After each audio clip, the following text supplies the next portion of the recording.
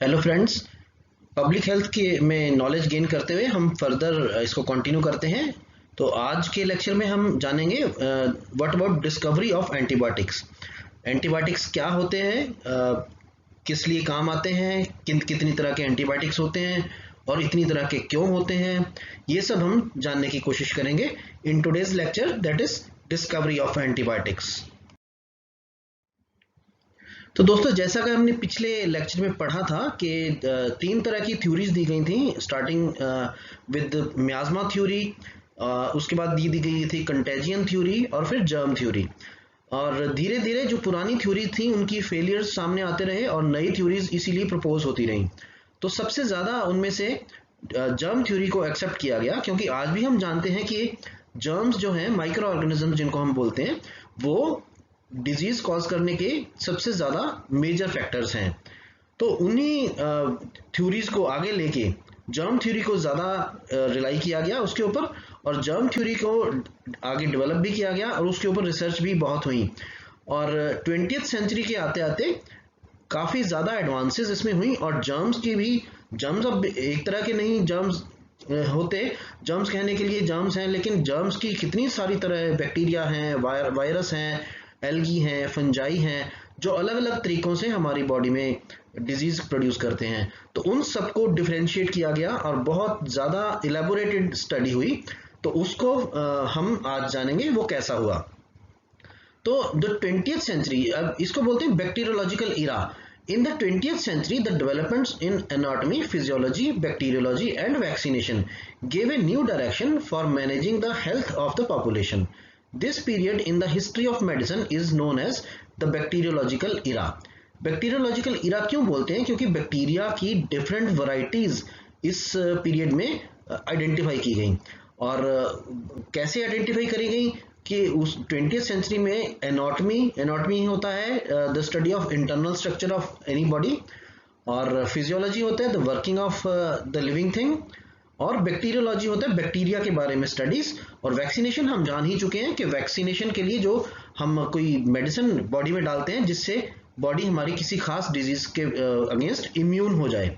तो इन सब branches of science की डेवलपमेंट होते होते जो बैक्टीरियोलॉजिकल इरा है उसको हमने आइडेंटिफाई किया कि इस इरा में, इस टाइम पीरियड में बैक्टीरिया की डिफरेंट वैरायटीज जानी गई और उनके बारे में स्टडी मैक्सिमम किया गया। The invention of penicillin and other antibiotics, especially the first half of 20th century, gave the medical profession a new direction. Doctor Fleming थे जिन्होंने पेनिसिलिन डिस्कवर की इन अराउंड 1945। तो उस पेनिसिलिन की डिस्कवरी से इतना मेडिकल फील्ड को help मिली कि बहुत ज़्यादा बैक्टीरिया जो हैं पेनिसिलिन से मारे जा सके, और बैक्टीरियल डिजीज के अगेंस्ट पेनिसिलिन को यूज़ किया गया। उससे बहुत सारी बीमारियों को इलाज जो है पॉसिबल हो सका। और इतना ही नहीं, पेनिसिलिन के बाद इतने सारे एंटीबायोटिक्स डिस्कवर हुए जिनके बारे में हम आगे इसी लेक्चर में जानेंगे। और ये भी जानेंगे कि बैक्टीरिया कितनी तरह के होते हैं, कैसे होते हैं, उनको क्या क्या बिहेवियर होता है और क्या क्यों वो अलग अलग रहते हैं, ये सब हम अभी इसी लेक्चर में जानेंगे। तो जैसा हमने बात की कि पेनिसिलिन के डिस्कवरी के बाद काफ़ी सारे डिजीजेस को कंट्रोल किया जा सका। इसी तरह penicillin is one of the antibiotics. इसी तरह बाकी के भी काफ़ी सारे एंटीबायोटिक्स और थे जिनको टाइम टू टाइम डिस्कवर किया गया। और then we come on to the discovery of antibiotics. So antibiotics क्या होते हैं? Antibiotics are the molecules that kill micro organisms और stop their growth, and they include the growth of both bacteria and fungi. तो या तो वो micro organisms को किल करते हैं, उनको मार देते हैं, या उनकी ग्रोथ को रोक देते हैं। देखो, बैक्टीरिया हो या कोई भी माइक्रो ऑर्गेनिजम्स हो, उनकी सबकी अपनी एक लाइफ होती है कि वो इतने टाइम के लिए जिंदा रह सकते हैं। और जब वो डिजीज प्रोड्यूस करते हैं तो ना केवल वो खुद ग्रो करते हैं, उनका लाइफ स्पैन जितना होता है उसके दौरान भी वो डिजीज प्रोड्यूस करते हैं, और उसके अंदर अंदर वो मल्टीप्लाई भी बहुत ज़्यादा कर जाते हैं बॉडी के अंदर रहते हुए। और जो नए प्रोड्यूस होते हैं उनका अगेन लाइफ साइकिल फिर नया सिरे से शुरू हो जाता है, इसीलिए वो काफ़ी ज़्यादा टाइम तक डिजीज प्रोड्यूस कर सकते हैं। तो एंटीबायोटिक्स जो हमने डिस्कवर किए या हुए, उसकी दो तरह का एक्शन होता है, या तो माइक्रो ऑर्गेनिजम्स को किल कर देते हैं, वहीं के वहीं जितने माइक्रो ऑर्गेनिजम्स हैं उनको मार देते हैं, या उनकी ग्रोथ, उनकी मल्टीप्लिकेशन को स्टॉप कर देते हैं। तो इन दोनों केसेस से ही हमें एंटीबायोटिक्स से डिजीज को कंट्रोल करने में हेल्प मिलती है। These molecules may be produced by microorganisms, wholly synthetic or partially synthetic, that is called semi-synthetic, or produced by chemical methods. So जो एंटीबायोटिक्स हैं या तो वो माइक्रो ऑर्गेनिज्म से ही तैयार किए जाते हैं, उनके टॉक्सिन्स लिए उससे तैयार किया, या सिंथेटिकली तैयार किए जाते हैं, या पार्शियली सिंथेटिक होते हैं कि कुछ नेचुरल चीज़ों से कोई ना कोई रॉ प्रोडक्ट लेके उसके बाद उसको हमने सिंथेटिकली उसको तैयार कर लिया ताकि वो बैक्टीरिया के अगेंस्ट काम कर सकें, या केमिकल मेथड से भी हम एंटीबायोटिक्स को प्रिपेयर कर सकते हैं। तो डिफरेंट एंटीबायोटिक्स हैं जिनको इन डिफरेंट अलग अलग तरीकों से प्रोड्यूस किया जा सकता है। Antibiotics that kill bacteria are called bactericidal. एक टर्म ये बैक्टीरी तो कॉमन है, साइडल, साइडल कहीं भी यूज हो जाए उसका मतलब होता है मारने वाला। Antibiotics that stop the growth of bacteria are called bacteriostatic. Static मतलब किसी भी चीज को रोक देने वाला। तो अब उसकी ग्रोथ को जो रोकने वाले एंटीबायोटिक्स हैं उसको बोलते हैं बैक्टीरियोस्टैटिक एंटीबायोटिक्स, और जो बैक्टीरिया को किल कर देते हैं तो उनको बोलते हैं बैक्टीरिसाइडल एंटीबायोटिक्स। यहाँ हमारे पास एक टाइमलाइन है ग्रॉसली 1930 से शुरू होके 2005 तक की। इसके दौरान काफी सारे एंटीबायोटिक्स जो डिस्कवर हुए उनका टाइमलाइन के अकॉर्डिंगली हमने एक रिप्रेजेंटेशन दिया है। तो जैसे 1930s और 40s में कुछ सल्फोनामाइड्स डिस्कवर हुए और प्रिपेयर किए गए। अराउंड 1940 और 45 के बीच में पेनिसिलिन और स्ट्रेप्टोमाइसिन डिस्कवर हुए। आफ्टर 1945 क्लोरमफेनिकोल डिस्कवर हुआ।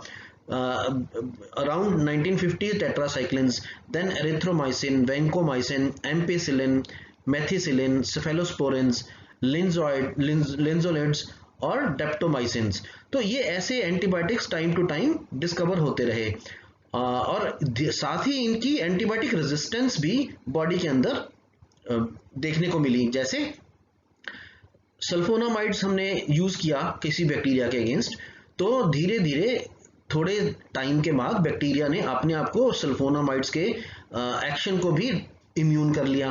तो सल्फोनामाइड की रेजिस्टेंस वाले बैक्टीरिया भी हमें मिलने शुरू हो गए, ताकि सल्फोनामाइड उसी डिजीज को कवर करने के लिए हमने सल्फोनामाइड्स पहले दिया और हम सक्सेसफुल रहे। लेकिन कुछ टाइम बाद, करीब 10 साल बाद, हमने देखा कि सल्फोनामाइड्स के रेजिस्टेंट बैक्टीरिया के स्ट्रेन्स भी डेवलप हो चुके हैं।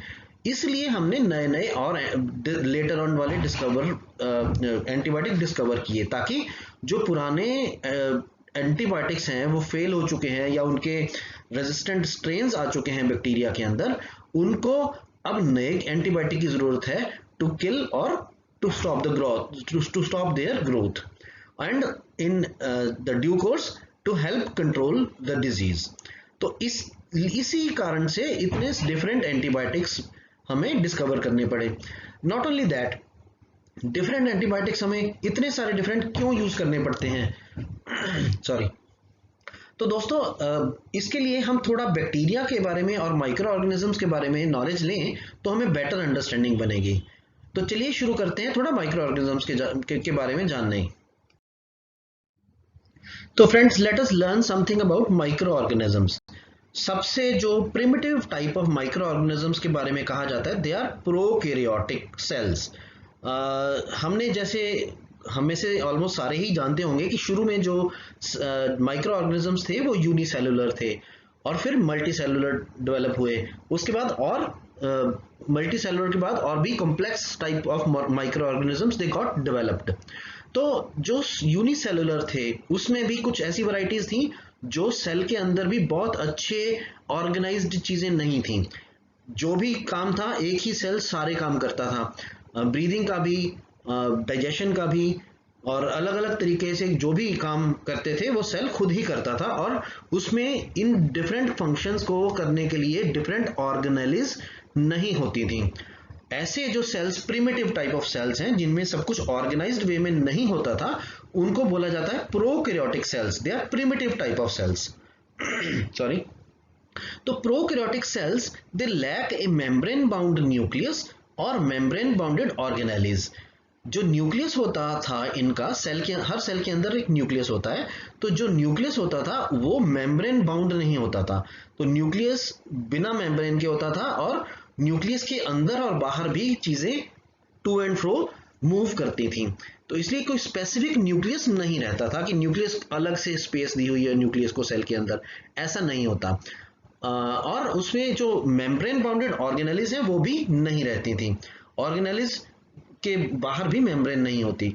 Prokaryotic cells are thus more primitive than eukaryotic cells which evolve from them. तो लेटर ऑन जो प्रोकैरियोटिक सेल के बाद जो प्रिमिटिव सेल्स थे उनसे यूकैरियोटिक सेल्स बने। यूकैरियोटिक सेल्स में काफी ज्यादा ऑर्गेनाइज्ड लेवल ऑफ स्ट्रक्चर देखने को मिला जो कि इसी प्रोकैरियोटिक सेल से डेवलप हुआ। तो a prokaryotic organism such as bacterium consists of single prokaryotic cell। जो प्रोकैरियोटिक ऑर्गेनिज्म है जैसे कोई बैक्टीरियम है वो एक सिंगल सेल्ड प्रोकैरियोटिक सेल है, मल्टीसेलुलर नहीं है और वो यूकैरियोटिक भी नहीं है। कुछ प्रिमिटिव टाइप ऑफ बैक्टीरिया ऐसे भी मिलते हैं हमें देखने को।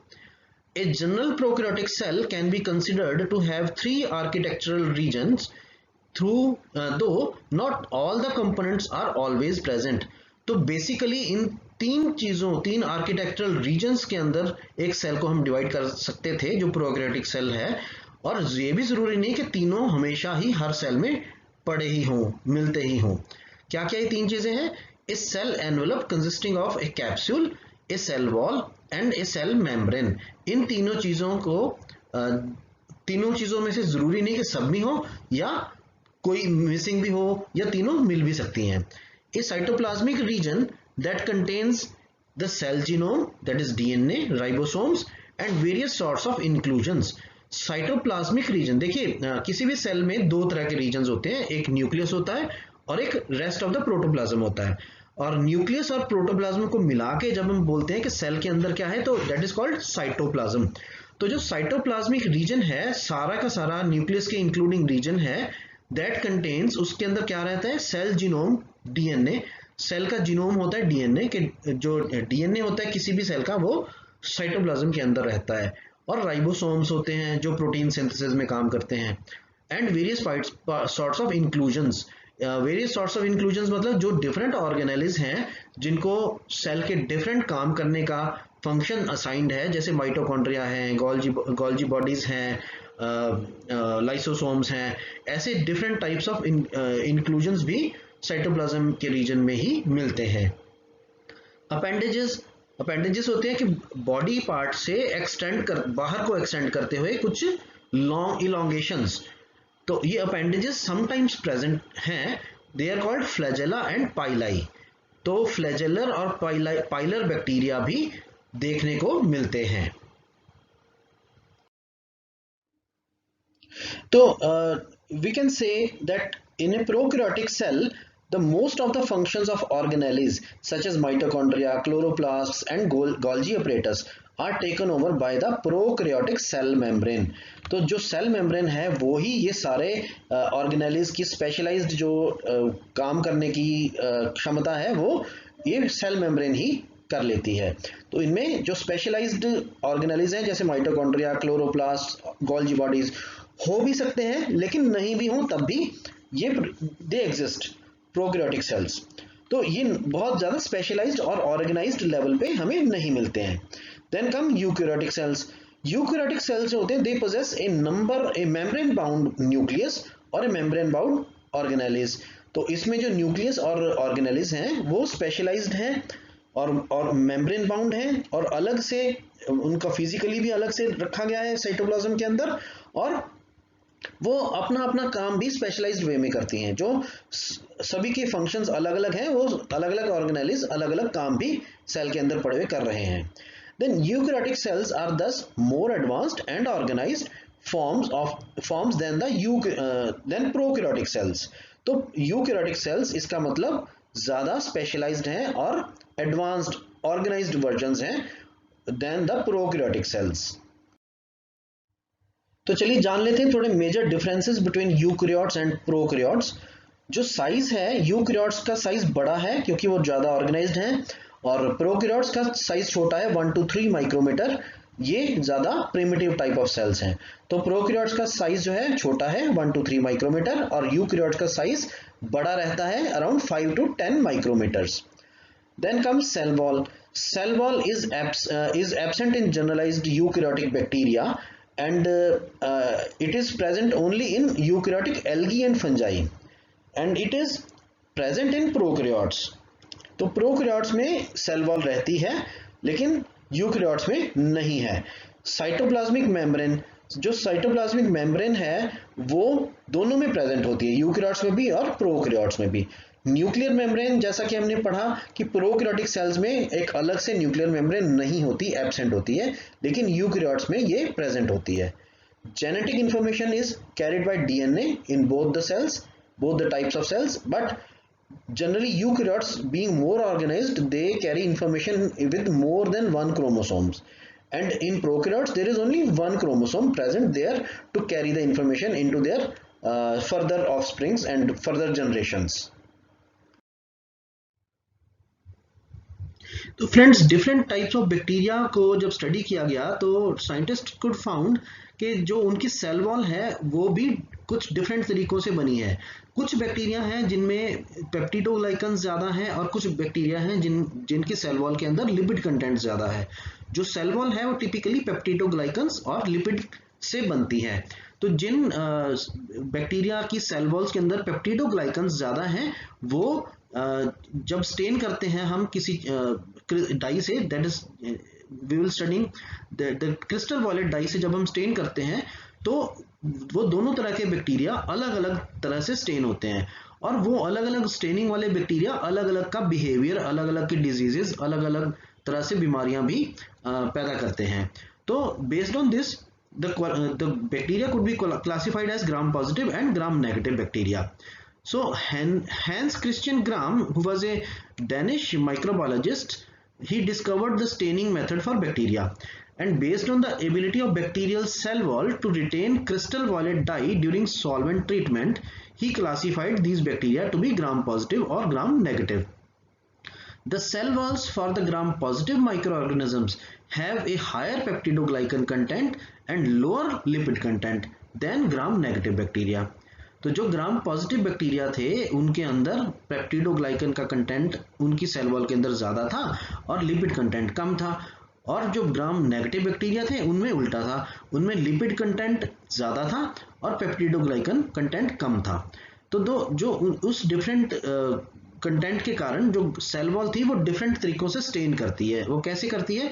ग्राम positive bacteria will retain the original blue stain, and जो ग्राम नेगेटिव बैक्टीरिया हैं they will lose the blue stain upon intermediate acetone treatment with and will stain red. तो जो ग्राम पॉजिटिव बैक्टीरिया हैं वो अपना ओरिजिनल जो ब्लू स्टेन है वो ओरिजिनली ऐसे ही कैरी करते हैं क्योंकि उनमें पहले से था, और वो दूसरा स्टेन नहीं कैच करते, जबकि जो ग्राम नेगेटिव बैक्टीरिया हैं वो अपना ओरिजिनल स्टेन लूज कर देते हैं, ब्लू स्टेन लूज कर देते हैं, और दे स्टेन रेड। तो इसी तरीके से classified different micro organisms, different type of bacteria के बारे में हम कुछ जानते हैं। जैसे there are some common gram positive bacteria and some common gram positive bacteria are Streptococcus, Staphylococcus aureus, Bacillus anthracis, Clostridium botulinum, और कुछ तरह के जो ग्राम नेगेटिव बैक्टीरिया हैं they are Klebsiella pneumoniae, Shigella, Yersinia pestis and Salmonella enteritis. और ये different types of bacteria different types of diseases produce करते हैं, और based on their gram positive और ग्राम नेगेटिव बिहेवियर उनके लिए एंटीबायोटिक्स भी हम अलग अलग से चूज करेंगे, क्योंकि हर एंटीबायोटिक का सेल वॉल की कंटेंट के ऊपर जो इफेक्ट है वो डिफरेंट होगा, क्योंकि सेल वॉल के कंटेंट डिफरेंट हैं दोनों तरह के बैक्टीरिया में। तो bacteria can further be classified as aerobic bacteria and anaerobic bacteria according to their requirement for oxygen for their vital activities. So aerobic bacteria are the bacteria which require the presence of oxygen for vital activities. They live in the atmosphere in which oxygen is rich, and their vital activities are conducted in presence of oxygen only. If we take out oxygen from the atmosphere in which these bacteria are living, they will no more live, and their vital activities will stop, and these aerobic bacteria will die very soon. The next variety of this is anaerobic bacteria. Anaerobic bacteria are those which do not require the presence of oxygen for their vital activities, so they can survive in the absence of oxygen also. And based on their shapes, they can be classified as cocci, bacilli, and other forms, including rods, vibrios, helicals, etc. तो ये जो forms हैं कॉकाई जो form है they are round in shape. Bacilli जो होते हैं थोड़े सिलेंड्रिकल फॉर्म में होते हैं, थोड़े इलोंगेटेड फॉर्म में होते हैं. तो कॉकाई जो है बिल्कुल राउंडेड फॉर्म में होते हैं. वो सिंगल बैक्टीरिया के रूप में भी एग्जिस्ट करते हैं जिनको हम कॉकस बोलेंगे, और अगर मल्टीपल है तो कॉकाई बोलेंगे. और they also exist in a group of two coccus. अगर दो कॉकस मिलके एक ग्रुप बना लेते हैं तो उनको बोलते हैं डिप्लोकॉकाई. ऐसे ही बेसिलाई जो होते हैं, जो सिंगल होता है वो बेसिलस कहा जाता है, और अगर दो का ग्रुप में एग्जिस्ट करे वो तो डिप्लोबेसिलाई बोलते हैं, और मल्टीपल हो तो bacilli.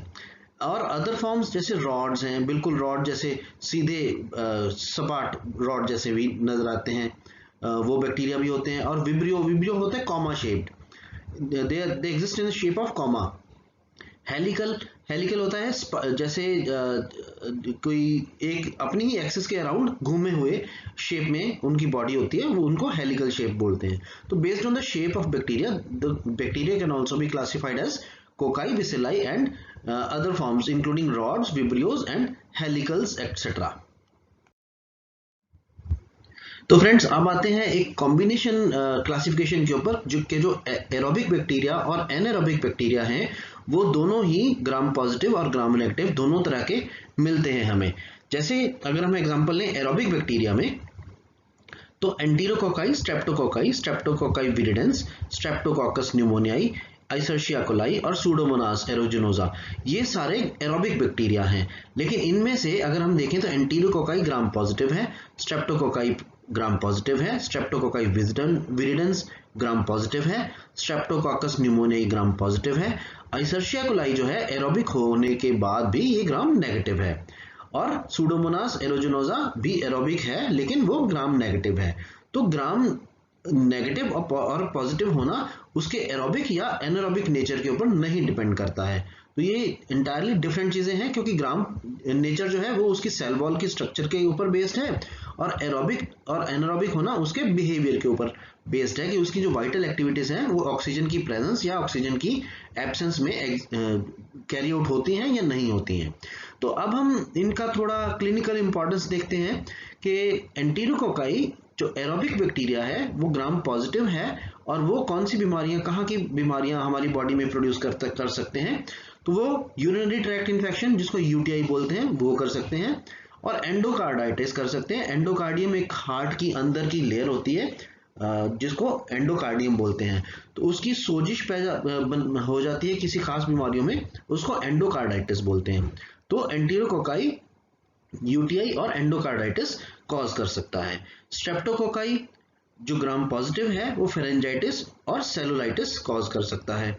Streptococci viridans gram positive है और वो एंडोकार्डाइटिस, डेंटल केरीज और एब्सेस कॉज करता है. स्ट्रेप्टोकोकस न्यूमोनियाई ग्राम पॉजिटिव है और वो न्यूमोनिया और मेनिंजाइटिस कॉज करता है. आइसर्शिया कोलाई ग्राम नेगेटिव है और वो यूटीआई जो यूरिनरी ट्रैक्ट इन्फेक्शन था ये भी कॉज करता है, और सेप्टिक शॉक भी कॉज करता है. सूडोमोनास एरोजिनोजा ये ग्राम नेगेटिव है और ये यूटीआई और न्यूमोनिया कॉज करता है. फिर कुछ एनारोबिक बैक्टीरिया के ऊपर नजर डालते हैं. क्लोस्ट्रीडियम स्पीशीज जो है वो ग्राम पॉजिटिव है और वो टेटनस और बॉटुलिज्म कॉज करता है. बॉटुलिज्म इज फूड पॉइजनिंग, तो ये बीमारियां क्लोस्ट्रीडियम कॉज करता है. बैक्टीरियोइड्स ग्राम नेगेटिव है और वो सॉफ्ट टिश्यू इन्फेक्शंस कॉज करता है. So friends, knowing about the details of the structure and functions of the bacteria and other microorganisms helps us to choose the right antibiotic for inhibition of their growth and we can say the killing of bacteria also, and hence improving the health status and disrupting the disease process. So there are several mode of action by which the antibacterial compounds act, and we will discuss some of these. The one first is inhibition of metabolism.